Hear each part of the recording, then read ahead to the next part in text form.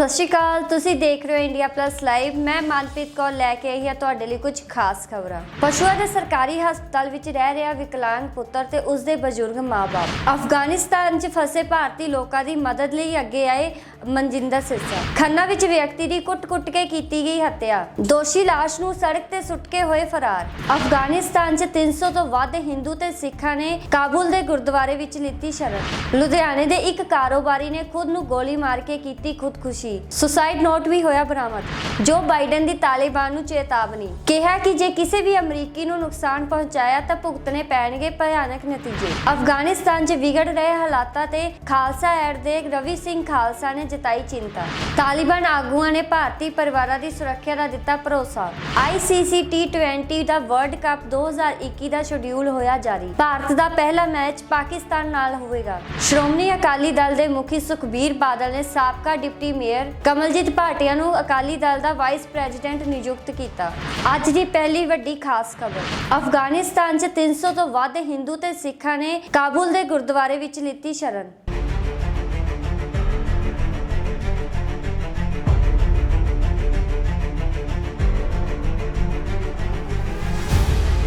ਅਫਗਾਨਿਸਤਾਨ ਦੀ ਸਥਿਤੀ ਵੱਧ ਤੋਂ ਬੱਦਰ ਹੁੰਦੀ ਜਾ ਰਹੀ ਹੈ। ਤਾਲਿਬਾਨ ਨੇ ਕਾਬੁਲ ਉੱਤੇ ਕਬਜ਼ਾ ਕਰ ਲਿਆ ਹੈ, ਜਿਸ ਕਾਰਨ ਪੂਰੇ ਸ਼ਹਿਰ ਵਿੱਚ ਅਫੜਾ ਤਫੜੀ ਮਚ ਗਈ ਹੈ।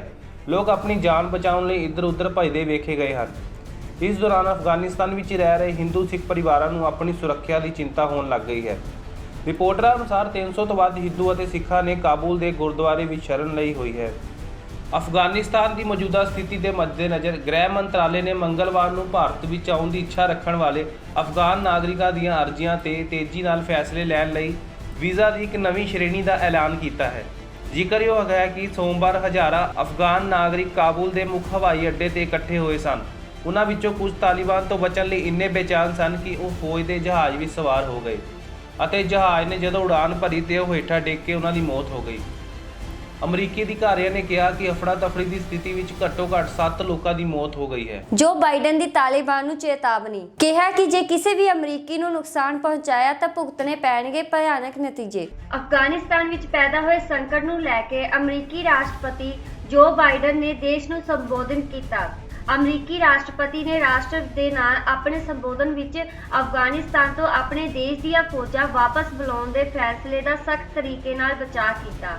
ਇਸ ਦੇ ਨਾਲ ਹੀ ਉਹਨਾਂ ਨੇ ਤਾਲਿਬਾਨ ਨੂੰ ਕਿਸੇ ਵੀ ਗਲਤਫਹਿਮੀ ਵਿੱਚ ਨਾ ਰਹਿਣ ਦੀ ਚੇਤਾਵਨੀ ਦਿੰਦਿਆਂ ਕਿਹਾ ਹੈ ਕਿ ਜੇਕਰ ਤਾਲਿਬਾਨ ਅਮਰੀਕੀ ਹਿੱਤਾਂ ਨੂੰ ਨੁਕਸਾਨ ਪਹੁੰਚਾਉਂਦਾ ਹੈ ਤਾਂ ਉਸ ਨੂੰ ਇਸ ਦੇ ਵਿਨਾਸ਼ਕਾਰੀ ਨਤੀਜੇ ਭੁਗਤਣੇ ਪੈਣਗੇ। ਦਰਅਸਲ ਉਹਨਾਂ ਨੇ ਚੇਤਾਵਨੀ ਦਿੰਦਿਆਂ ਕਿਹਾ ਹੈ ਕਿ ਜੇਕਰ ਤਾਲਿਬਾਨ ਅਜਿਹਾ ਕੁਝ ਕਰਨ ਦੀ ਹਿੰਮਤ ਕਰਦਾ ਹੈ ਤਾਂ ਸਾਡੀ ਪ੍ਰਤੀਕਿਰਿਆ ਇੰਨੀ ਤੇਜ਼ ਅਤੇ ਸ਼ਕਤੀਸ਼ਾਲੀ ਹੋਵੇਗੀ ਕਿ ਉਸਨੇ ਕਦੇ ਸੋਚਿਆ ਵੀ ਨਹੀਂ ਹੋਵੇਗਾ। ਬਾਈਡਨ ਨੇ ਕੰਦਾਰ ਤੋਂ ਲੈ ਕੇ ਕਾਬੁਲ ਤੱਕ ਕਬਜ਼ਾ ਜਮਾ ਚੁੱਕੇ ਤਾਲਿਬਾਨ ਤੋਂ ਕਾਬੁਲ ਹਵਾਈ ਅੱਡੇ ਰਾਹੀਂ ਅਮਰੀਕੀ ਡਿਪਲੋਮੈਟ ਅਤੇ ਹੋਰਾਂ ਦੀ ਸੁਰੱਖਿਅਤ ਵਾਪਸੀ ਦੀ ਪ੍ਰਤੀਕਿਰਿਆ ਵਿੱਚ ਰੁਕਾਵਟ ਨਾ ਪੈਦਾ ਕਰਨ ਦੀ ਹਦਾਇਤ ਦਿੱਤੀ ਹੈ। ਇਸ ਤੋਂ ਅੱਗੇ ਬਾਈਡਨ ਨੇ ਕਿਹਾ ਹੈ ਕਿ ਜੇ ਲੋੜ ਪਈ ਤਾਂ ਅਸੀਂ ਆਪਣੇ ਲੋਕਾਂ ਦੀ ਰੱਖਿਆ ਲਈ ਭਿਆਨਕ ਤਾਕਤ ਲਈ ਵੀ ਜਵਾਬ ਦੇਵਾਂਗੇ। ਦੱਸ ਦਈਏ ਕਿ ਅਫਗਾਨਿਸਤਾਨ ਦੀ ਰਾਜਧਾਨੀ ਕਾਬੁਲ ਦੀ ਸਥਿਤੀ ਤੇ ਬਾਈਡਨ ਨੇ ਕਿਹਾ ਹੈ ਕਿ ਉਹ ਅਜਿਹੀ ਸਥਿਤੀ ਤੋਂ ਬਹੁਤ ਦੁਖੀ ਹਨ। ਉਹਨਾਂ ਨੇ ਤਾਲਿਬਾਨ ਦੀ ਸੱਤਾ ਵਿੱਚ ਵਾਪਸੀ ਤੋਂ ਬਾਅਦ ਵੀ ਮਹਿਲਾਵਾਂ ਦੇ ਅਧਿਕਾਰਾਂ ਤੇ ਕਾਰਵਾਈ ਕਰਨ ਦਾ ਭਰੋਸਾ ਦਿੱਤਾ। ਬਾਈਡਨ ਨੇ ਸਪਸ਼ਟ ਤੌਰ ਤੇ ਕਿਹਾ ਹੈ ਕਿ ਬਹੁਤ ਸਾਰੀਆਂ ਆਲੋਚਨਾਵਾਂ ਤੇ ਹਮਲਿਆਂ ਦੇ ਬਾਵਜੂਦ ਅਮਰੀਕੀ ਫੌਜ ਆਪਣੀ ਵਾਪਸੀ ਦੇ ਫੈਸਲੇ ਤੇ ਕਾਇਮ ਹੈ। ਅਫਗਾਨਿਸਤਾਨ 'ਚ ਵਿਗੜ ਰਹੇ ਹਾਲਾਤਾਂ ਤੇ ਖਾਲਸਾ ਐਡ ਦੇ ਰਵੀ ਸਿੰਘ ਖਾਲਸਾ ਨੇ ਜਤਾਈ ਚਿੰਤਾ। ਅਫਗਾਨਿਸਤਾਨ ਤੇ ਹੁਣ ਤਾਲਿਬਾਨ ਦਾ ਕਬਜ਼ਾ ਹੋ ਚੁੱਕਾ ਹੈ। ਇਸ ਦੌਰਾਨ ਅਫਗਾਨਿਸਤਾਨ ਦੇ ਵਿੱਚ ਹਾਲਾਤ ਵੀ ਕਾਫੀ ਚਿੰਤਾਜਨਕ ਬਣ ਗਏ ਹਨ। ਅਫਗਾਨਿਸਤਾਨ ਦੇ ਰਾਸ਼ਟਰਪਤੀ ਅਸ਼ਰਫ ਗਨੀ ਪਹਿਲਾਂ ਹੀ ਦੇਸ਼ ਛੱਡ ਕੇ ਭੱਜ ਚੁੱਕੇ ਹਨ, ਪਰ ਹੁਣ ਇੱਥੇ ਫਸੇ ਆਮ ਲੋਕਾਂ ਲਈ ਬਾਹਰ ਨਿਕਲਣਾ ਮੁਸ਼ਕਿਲ ਹੋ ਗਿਆ ਹੈ। ਇਸ ਦੌਰਾਨ ਕਾਬੁਲ ਹਵਾਈ ਅੱਡੇ ਤੇ ਕਾਫੀ ਭੱਜ ਦੌੜ ਵਰਗੀ ਸਥਿਤੀ ਦੇਖਣ ਨੂੰ ਮਿਲੀ ਹੈ। ਇਸੇ ਵਿਚਾਲੇ ਖਾਲਸਾ ਐਡ ਦੇ ਮੁਖੀ ਰਵੀ ਸਿੰਘ ਖਾਲਸਾ ਵੱਲੋਂ ਵੀ ਅਫਗਾਨਿਸਤਾਨ ਵਿੱਚ ਵਿਗੜ ਰਹੇ ਹਾਲਾਤਾਂ ਤੇ ਚਿੰਤਾ ਜ਼ਾਹਿਰ ਕੀਤੀ ਗਈ ਹੈ। ਇਸ ਤੋਂ ਇਲਾਵਾ ਉਹਨਾਂ ਨੇ ਅਫਗਾਨਿਸਤਾਨ ਵਿੱਚ ਫਸੇ ਸਾਰੇ ਲੋਕਾਂ ਦੀ ਸੁਰੱਖਿਆ ਦੀ ਅਰਦਾਸ ਵੀ ਕੀਤੀ ਹੈ। ਇਸ ਸੰਬੰਧੀ ਉਹਨਾਂ ਨੇ ਸੋਸ਼ਲ ਮੀਡੀਆ ਤੇ ਇੱਕ ਪੋਸਟ ਵੀ ਸਾਂਝੀ ਕੀਤੀ ਹੈ। ਉਹਨਾਂ ਨੇ ਪੋਸਟ ਸਾਂਝੀ ਕਰਦਿਆਂ ਲਿਖਿਆ ਹੈ ਕਿ ਪਿਛਲੇ ਕੁਝ ਦਿਨਾਂ ਤੋਂ ਅਫਗਾਨਿਸਤਾਨ ਵਿੱਚ ਜੋ ਹਾਲਾਤ ਬਣੇ ਹੋਏ ਹਨ ਉਹਨਾਂ ਨੂੰ ਵੇਖ ਕੇ ਅਸੀਂ ਬਹੁਤ ਚਿੰਤਤ ਹਾਂ। ਉਹਨਾਂ ਲਿਖਿਆ ਹੈ ਕਿ ਕਾਬੁਲ ਵਿੱਚ ਤਕਰੀਬਨ 300 ਦੇ ਕਰੀਬ ਘੱਟ ਗਿਣਤੀ ਪਰਿਵਾਰ ਆਪਣੀ ਜਾਨ ਬਚਾ ਕੇ ਗੁਰੂ ਘਰ ਦੇ ਅੰਦਰ ਬੈਠੇ ਹੋਏ ਹਨ, ਜਿਨ੍ਹਾਂ ਵਿੱਚ ਸਿੱਖ ਅਤੇ ਹਿੰਦੂ ਪਰਿਵਾਰ ਵੀ ਸ਼ਾਮਲ ਹਨ। ਇਸ ਤੋਂ ਅੱਗੇ ਉਹਨਾਂ ਨੇ ਲਿਖਿਆ ਹੈ ਕਿ ਅਸੀਂ ਉਹਨਾਂ ਦੀ ਸੁਰੱਖਿਅਤ ਥਾਂ ਤੇ ਪਹੁੰਚਣ ਲਈ ਤਿਆਰ ਹਾਂ ਜਿਸ ਲਈ ਅਸੀਂ ਲਗਾਤਾਰ ਇੰਗਲੈਂਡ, ਕੈਨੇਡਾ ਅਤੇ ਭਾਰਤ ਦੇ ਸਰਕਾਰ ਨਾਲ ਸੰਪਰਕ ਵਿੱਚ ਹਾਂ। ਸਾਡੀ ਸਮੁੱਚੀ ਟੀਮ ਸਾਰੇ ਲੋਕਾਂ ਦੀ ਸੁਰੱਖਿਆ ਲਈ ਅਰਦਾਸ ਕਰਦੀ ਹੈ। ਪਸ਼ੂਆਂ ਦੇ ਸਰਕਾਰੀ ਹਸਪਤਾਲ ਵਿੱਚ ਰਹਿ ਰਿਹਾ ਵਿਕਲਾਂਗ ਪੁੱਤਰ ਤੇ ਉਸ ਦੇ ਬਜ਼ੁਰਗ ਮਾਂ-ਬਾਪ। ਜ਼ਿਲ੍ਹਾ ਤਰਨਤਾਰਨ ਦੇ ਪਿੰਡ ਸਬਰਾ ਵਿਖੇ ਇੱਕ ਬਜ਼ੁਰਗ ਮਾਂ-ਬਾਪ ਆਪਣੇ ਲੱਤਾਂ ਤੋਂ ਨਿਕਾਰਾ ਪੁੱਤ ਨਾਲ ਕੱਟ ਰਿਹਾ ਹੈ ਸਰਕਾਰੀ ਹਸਪਤਾਲ ਦੀ ਛੱਤ ਥੱਲੇ ਦਿਨ। ਆਪਣਾ ਘਰ ਕੀ ਹੁੰਦਾ ਹੈ? ਸਰਕਾਰਾਂ ਵੱਲੋਂ ਲੱਖਾਂ ਦਾਅਵੇ ਕੀਤੇ ਜਾਂਦੇ ਹਨ ਕਿ ਕਿਸੇ ਵੀ ਲੋੜਵੰਦ ਨੂੰ ਪੱਕੇ ਮਕਾਨ ਤੋਂ ਵਾਂਝੇ ਨਹੀਂ ਰਹਿਣ ਦਿੱਤਾ ਜਾਏਗਾ, ਪਰ ਜਦੋਂ ਕਿ ਜ਼ਮੀਨੀ ਹਕੀਕਤ ਨਾਲ ਰੂਬਰੂ ਹੋਈਦਾ ਹੈ ਤਾਂ ਉੱਥੇ ਸਰਕਾਰਾਂ ਦੇ ਦਾਅਵੇ ਕਾਗਜ਼ੀ ਅਤੇ ਖੋਖਲੇ ਨਜ਼ਰ ਆਉਂਦੇ ਹਨ। ਇਹੋ ਜਿਹਾ ਮਾਮਲਾ ਸਾਹਮਣੇ ਆਇਆ ਹੈ ਪਿੰਡ ਸਬਰਾ, ਜ਼ਿਲ੍ਹਾ ਤਰਨਤਾਰਨ ਦਾ, ਜਿੱਥੇ ਕਿ ਇੱਕ ਬਜ਼ੁਰਗ ਮਾਂ-ਬਾਪ ਆਪਣੇ ਹੀ ਅੰਗਹੀਨ ਪੁੱਤਰ ਨਾਲ ਸਰਕਾਰੀ ਹਸਪਤਾਲ ਦੇ ਖਸਤਾ ਬਿਲਡਿੰਗ ਵਿੱਚ ਰਹਿਣ ਨੂੰ ਮਜਬੂਰ ਹਨ। ਨਾ ਉਹਨਾਂ ਦਾ ਆਪਣਾ ਮਕਾਨ ਹੈ, ਨਾ ਆਪਣੀ ਜਗ੍ਹਾ, ਨਾ ਹੀ ਆਪਣੀ ਛੱਤ। ਪਰਿਵਾਰ ਨੇ ਦੁਖੀ ਮਨ ਨਾਲ NRI, ਸਮਾਜ ਸੇਵੀ ਅਤੇ ਹੋਰ ਲੋਕ ਭਲਾਈ ਸੰਸਥਾ ਤੋਂ ਆਪਣੇ ਕੁੱਲੇ ਦੀ ਮੰਗ ਕੀਤੀ ਹੈ ਤਾਂ ਜੋ ਉਹ ਆਪਣੇ ਘਰ ਰਹਿ ਸਕਣ ਤੇ ਬਾਕੀ ਦੀ ਜ਼ਿੰਦਗੀ ਚੰਗੀ ਗੁਜ਼ਾਰ ਸਕਣ। ਖੇਮਕਰਨ ਤੋਂ ਜਗਦੀਸ਼ ਸਿੰਘ ਢੱਲ ਦੀ ਰਿਪੋਰਟ।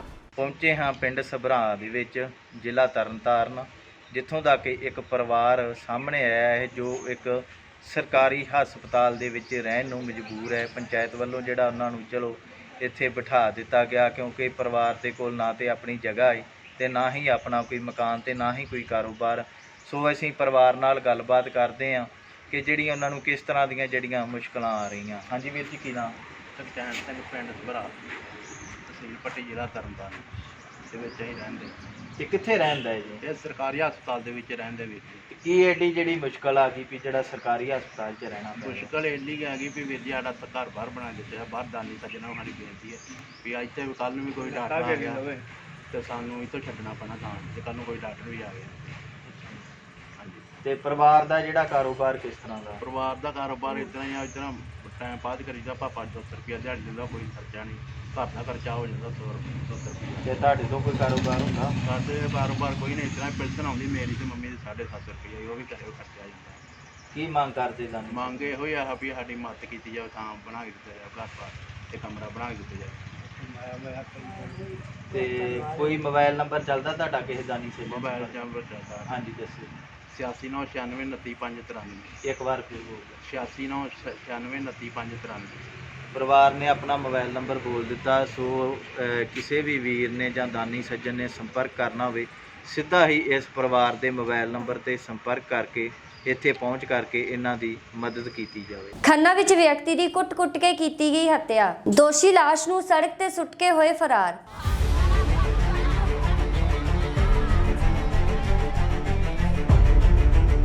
ਖੰਨਾ ਦੀ ਗੇਲ ਕਲੋਨੀ ਵਿੱਚ ਉਸ ਸਮੇਂ ਸਨਸਨੀ ਫੈਲ ਗਈ ਜਦੋਂ ਇੱਕ ਵਿਅਕਤੀ ਨੂੰ ਮੌਤ ਦੇ ਘਾਟ ਉਤਾਰ ਦਿੱਤਾ ਗਿਆ। ਮ੍ਰਿਤਕ ਸਬਜ਼ੀ ਵੇਚਣ ਵਾਲਾ ਸੀ। ਕਤਲ ਕਰਨ ਤੋਂ ਬਾਅਦ ਦੋਸ਼ੀ ਲਾਸ਼ ਨੂੰ ਸੜਕ ਤੇ ਹੀ ਸੁੱਟ ਕੇ ਭੱਜ ਗਏ। ਫਿਲਹਾਲ ਮੌਕੇ ਤੇ ਪਹੁੰਚੀ ਪੁਲਿਸ ਨੇ ਲਾਸ਼ ਨੂੰ ਕਬਜ਼ੇ 'ਚ ਲੈ ਕੇ ਜਾਂਚ ਸ਼ੁਰੂ ਕਰ ਦਿੱਤੀ ਹੈ। ਜਾਂਚ ਤੋਂ ਬਾਅਦ ਹੀ ਕਤਲ ਦਾ ਕਾਰਨ ਸਪਸ਼ਟ ਹੋ ਸਕੇਗਾ। ਲੁਧਿਆਣੇ ਦੇ ਇੱਕ ਕਾਰੋਬਾਰੀ ਨੇ ਖੁਦ ਨੂੰ ਗੋਲੀ ਮਾਰ ਕੇ ਕੀਤੀ ਖੁਦਕੁਸ਼ੀ। ਸੁਸਾਈਡ ਨੋਟ ਵੀ ਹੋਇਆ ਬਰਾਮਦ। ਲੁਧਿਆਣਾ 'ਚ ਇੱਕ ਆਟੋ ਪਾਰਟ ਕਾਰੋਬਾਰੀ ਨੇ ਆਪਣੇ ਆਪ ਨੂੰ ਗੋਲੀ ਮਾਰ ਕੇ ਆਪਣੀ ਜੀਵਨ ਲੀਲਾ ਸਮਾਪਤ ਕਰ ਲਈ। ਪ੍ਰਾਪਤ ਜਾਣਕਾਰੀ ਅਨੁਸਾਰ ਮ੍ਰਿਤਕ ਦੀ ਪਛਾਣ ਹੈਬੋਵਾਲ ਕਲਾ ਦੇ ਨਿਵਾਸੀ ਨੀਰਜ ਕਟਾਰੀਆ ਵਜੋਂ ਹੋਈ ਹੈ, ਜਿਸ ਦੀ ਉਮਰ 40 ਵਰਸ਼ ਦੱਸੀ ਜਾ ਰਹੀ ਹੈ। ਮ੍ਰਿਤਕ ਨੀਰਜ ਜਦੋਂ ਸਵੇਰੇ ਕਲੱਬ ਤੋਂ ਵਾਪਸ ਆਇਆ ਤਾਂ ਉਸਨੇ ਆਪਣੇ ਕਮਰੇ ਵਿੱਚ ਜਾ ਕੇ ਖੁਦ ਨੂੰ ਗੋਲੀ ਮਾਰ ਕੇ ਆਤਮ ਹੱਤਿਆ ਕਰ ਲਈ। ਇਸ ਦੇ ਨਾਲ ਹੀ ਘਟਨਾ ਦੀ ਜਾਣਕਾਰੀ ਮਿਲਦੇ ਪੁਲਿਸ ਤੁਰੰਤ ਮੌਕੇ ਤੇ ਪਹੁੰਚੀ ਅਤੇ ਮਾਮਲੇ ਦੀ ਜਾਂਚ ਸ਼ੁਰੂ ਕਰ ਦਿੱਤੀ, ਜਿਸ ਦੇ ਬਾਅਦ ਪੁਲਿਸ ਨੇ ਮ੍ਰਿਤਕ ਨੀਰਜ ਦੇ ਕਮਰੇ 'ਚੋਂ ਇੱਕ ਸੁਸਾਈਡ ਨੋਟ ਬਰਾਮਦ ਕੀਤਾ ਹੈ, ਜਿਸ ਵਿੱਚ ਨੀਰਜ ਨੇ ਆਤਮ ਹੱਤਿਆ ਕਰਨ ਦੇ ਪਿੱਛੇ 2 ਵਿਅਕਤੀਆਂ ਨੂੰ ਜ਼ਿੰਮੇਵਾਰ ਠਹਿਰਾਇਆ ਹੈ ਅਤੇ ਉਹਨਾਂ ਦੇ ਨਾਮ ਵੀ ਇਸ ਨੋਟ ਵਿੱਚ ਲਿਖੇ ਹਨ। ਤਾਲਿਬਾਨ ਆਗੂਆਂ ਨੇ ਭਾਰਤੀ ਪਰਿਵਾਰਾਂ ਦੀ ਸੁਰੱਖਿਆ ਦਾ ਦਿੱਤਾ ਭਰੋਸਾ। ਮਨਜਿੰਦਰ ਸਿੰਘ ਸਿਰਸਾ ਨੇ ਬਿਆਨ ਜਾਰੀ ਕਰਦਿਆਂ ਕਿਹਾ ਹੈ ਕਿ ਜੋ ਸਾਡੇ ਸਿੱਖ ਭਰਾ ਗਜ਼ਨੀ ਅਤੇ ਜਲਾਲਾਬਾਦ ਵਿੱਚ ਸਨ, ਉਹਨਾਂ ਨੇ ਕਾਬੁਲ ਗੁਰਦੁਆਰੇ ਵਿੱਚ ਸ਼ਰਨ ਲੈ ਰੱਖੀ ਹੈ। ਤਾਲਿਬਾਨ ਆਗੂਆਂ ਨੇ ਅੱਜ ਕਾਬੁਲ ਦੇ ਗੁਰਦੁਆਰਾ ਸਾਹਿਬ ਦਾ ਦੌਰਾ ਕੀਤਾ ਅਤੇ ਹਿੰਦੂ ਸਿੱਖ ਪਰਿਵਾਰਾਂ ਦੀ ਸੁਰੱਖਿਆ ਦਾ ਭਰੋਸਾ ਵੀ ਦਿਵਾਇਆ। ਇਸ ਗੱਲ ਦੀ ਜਾਣਕਾਰੀ ਦਿੰਦੇ ਹੋਏ ਮਨਜਿੰਦਰ ਸਿੰਘ ਸਿਰਸਾ ਨੇ ਦੱਸਿਆ ਹੈ ਕਿ ਉਹ ਕਾਬੁਲ ਦੀ ਗੁਰਦੁਆਰਾ ਕਮੇਟੀ ਦੇ ਮੁਖੀ ਨਾਲ ਲਗਾਤਾਰ ਗੱਲ ਕਰ ਰਹੇ ਹਨ। ਉਹਨਾਂ ਕਿਹਾ ਹੈ ਕਿ ਉਹਨਾਂ ਨੂੰ ਮਿਲੀ ਜਾਣਕਾਰੀ ਮੁਤਾਬਿਕ ਹਿੰਦੂ ਸਿੱਖ ਘੱਟ ਗਿਣਤੀ ਸਮਾਜ ਦੇ 320 ਲੋਕ, ਜਿਨ੍ਹਾਂ ਵਿੱਚੋਂ 50 ਹਿੰਦੂ ਹਨ ਤੇ 270 ਸਿੱਖ ਹਨ, ਉਹ ਕਰਤੇ ਪ੍ਰਵਾਨ ਗੁਰਦੁਆਰੇ ਵਿੱਚ ਹਨ। ਤਾਲਿਬਾਨ ਆਗੂਆਂ ਨੇ ਉਹਨਾਂ ਨਾਲ ਮੀਟਿੰਗ ਕੀਤੀ ਅਤੇ ਉਹਨਾਂ ਦੀ ਸੁਰੱਖਿਆ ਦਾ ਭਰੋਸਾ ਦਿਵਾਇਆ। ਸਿਰਸਾ ਨੇ ਕਿਹਾ ਹੈ ਕਿ ਉਹਨਾਂ ਨੂੰ ਆਸ ਹੈ ਕਿ ਅਫਗਾਨਿਸਤਾਨ ਵਿੱਚ ਚੱਲ ਰਹੇ ਰਾਜਨੀਤਿਕ ਬਦਲਾਵਾਂ ਦੇ ਬਾਵਜੂਦ ਹਿੰਦੂ ਅਤੇ ਸਿੱਖ ਉੱਥੇ ਸੁਰੱਖਿਅਤ ਜੀਵਨ ਜੀ ਸਕਣਗੇ। ਤਾਲਿਬਾਨ ਦੇ ਆਗੂਆਂ ਨੇ ਮੀਟਿੰਗ ਵਿੱਚ ਵਿਸ਼ਵਾਸ ਦਿਵਾਇਆ ਕਿ ਉਹ ਉਹਨਾਂ ਦੀ ਸੁਰੱਖਿਆ ਦਾ ਭਰੋਸਾ ਦਿੰਦੇ ਹਨ ਅਤੇ ਉਹਨਾਂ ਨੂੰ ਕੋਈ ਨੁਕਸਾਨ नहीं देंगे। अफगानिस्तान के अंदर जो 320 लोग गुरुद्वारा काबुल के अंदर शरण लिए हुए हैं, इसमें से कुछ लोग लोकल वहीं के रहने वाले हैं और कुछ लोग बाकी गुरुद्वारों से गजनी और जलालाबाद सर चलकर वहां पहुंचे हैं। वहां के एयरपोर्ट के ऊपर भी बहुत सारे लोग फंसे हैं। रात को जब मेरी बात हुई 17 लोग थे जिनसे मेरी बातचीत हो रही थी, उसके बाद 5 लोग और उनको मिले, 22 लोग हो गए। तालिबान के जो वहां पे कमांडर थे उन्होंने सारा एयरपोर्ट को खाली करा लिया। इन लोगों को अच्छा अभी तक बर्ताव किया गया, लेकिन वो बहुत दहशत में हैं, डरे हुए हैं। वो ये जानते हैं कि जब ये सत्ता परिवर्तन प्रॉपर हो जाएगा उसके बाद उनकी जान पे बहुत बड़ा खतरा बनाएगा। एम्बेसी के आसपास के होटलों में वो रुके हुए हैं। किसी ने किसी जगह शरण ले रखी है, किसी ने कहां शरण ले रखी है, लेकिन अभी तक उनका कोई भी संपर्क किसी से भी वहां पर नहीं हो पा रहा। मैं विदेश मंत्रालय से भी आग्रह करता हूं, मैं उनका नंबर भी आपसे शेयर करता हूं, विदेश मंत्रालय जी के जॉइंट सेक्रेटरी साहब से शेयर कर रहा हूं, ताकि उनसे बातचीत करके मैं कोशिश कर रहा हूं कि उनको सबको गुरुद्वारे में शिफ्ट किया जाए। लेकिन वहां के हालात भी इस तरह के नहीं है, वहां पे मूवमेंट भी बड़ी रिस्ट्रिक्टेड है और ऐसे हालातों के अंदर दहशत का माहौल बहुत ज्यादा, सबको अपनी जान का बहुत बड़ा डर बना हुआ है। हम कामना करते हैं, उम्मीद करते हैं और प्रार्थना करते हैं कि हमारे भाई वहां पे सुरक्षित घर वापस लौट आएं। ICC T20 ਦਾ ਵਰਲਡ ਕੱਪ 2021 ਦਾ ਸ਼ਡਿਊਲ ਹੋਇਆ ਜਾਰੀ। ਭਾਰਤ ਦਾ ਪਹਿਲਾ ਮੈਚ ਪਾਕਿਸਤਾਨ ਨਾਲ ਹੋਵੇਗਾ। ICC ਨੇ ਮੰਗਲਵਾਰ ਨੂੰ ਇਸ ਸਾਲ ਹੋਣ ਵਾਲੀ T20 ਵਿਸ਼ਵ ਕੱਪ ਦੇ ਕਾਰਜਕਾਲ ਦਾ ਐਲਾਨ ਕਰ ਦਿੱਤਾ ਹੈ। ਕੋਰੋਨਾ ਵਾਇਰਸ ਕਾਰਨ ਭਾਰਤ ਵਿੱਚ ਹੋਣ ਵਾਲਾ ਇਹ ਟੂਰਨਾਮੈਂਟ ਹੁਣ ਓਮਾਨ ਅਤੇ UAE ਵਿੱਚ ਆਯੋਜਿਤ ਕੀਤਾ ਜਾ ਰਿਹਾ ਹੈ। T20 ਵਿਸ਼ਵ ਕੱਪ 17 ਅਕਤੂਬਰ ਤੋਂ ਸ਼ੁਰੂ ਹੋਵੇਗਾ। ਟਾਈਟਲ ਮੈਚ 14 ਨਵੰਬਰ ਨੂੰ ਖੇਡਿਆ ਜਾਵੇਗਾ। ਭਾਰਤ ਆਪਣੀ ਮੁਹਿੰਮ ਦੀ ਸ਼ੁਰੂਆਤ 24 ਅਕਤੂਬਰ ਨੂੰ ਕਰੇਗਾ। ਉਸ ਦਾ ਪਹਿਲਾ ਮੈਚ ਪਾਕਿਸਤਾਨ ਨਾਲ ਹੋਵੇਗਾ। ਸੁਪਰ 12 ਦੇ ਮੈਚ 23 ਅਕਤੂਬਰ ਤੋਂ ਸ਼ੁਰੂ ਹੋਣਗੇ। ਇਸ ਤੋਂ ਪਹਿਲਾਂ ਪਹਿਲੇ ਗੇੜ ਦੇ ਮੈਚ 17 ਅਕਤੂਬਰ ਨੂੰ ਖੇਡੇ ਜਾਣਗੇ। T20 ਵਿਸ਼ਵ ਕੱਪ ਦੇ ਗਰੁੱਪ ਦਾ ਪਹਿਲਾ ਹੀ ਐਲਾਨ ਹੋ ਚੁੱਕਾ ਹੈ।